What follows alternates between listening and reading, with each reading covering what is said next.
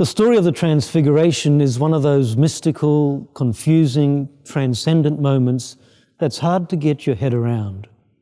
Now, if it's hard for us, imagine how Peter, James, and John must have felt.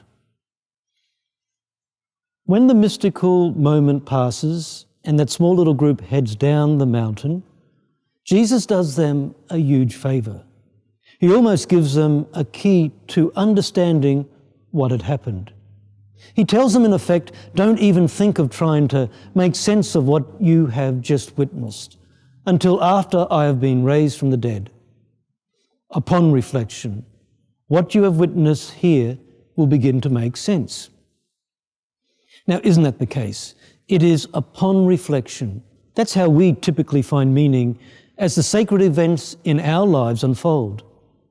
Not so much in the moment itself, but later on, upon reflection.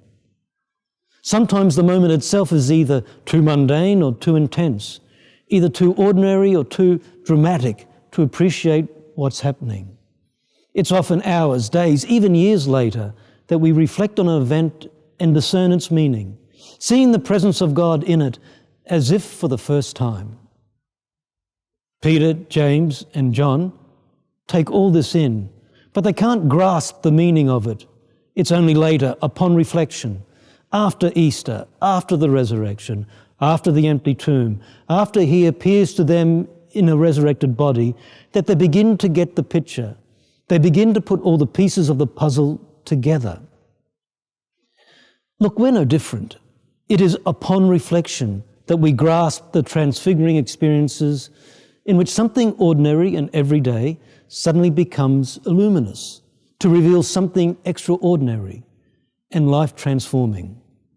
Astonishing sunsets, the primeval heave of the ocean, transcendent music, the birth of a baby, someone's gentle touch at the right time, the bottoming out of despair, a sudden, strange empathy with people to whom you have no connection.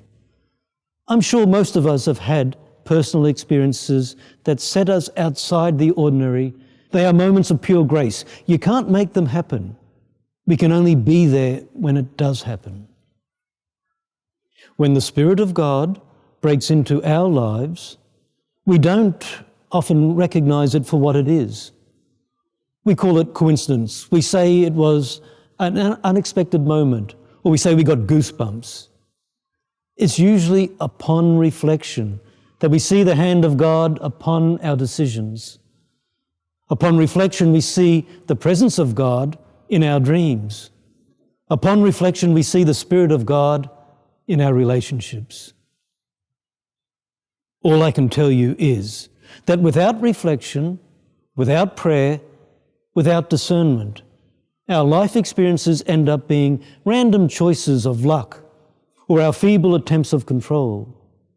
The challenge of Lent is to discover the unmistakable thumbprint of God in our experiences and in our lives. That can happen, I suppose, through luck, like a bolt of lightning, but more likely it will happen through reflection. And that is what Lent is calling each one of us to do this coming week.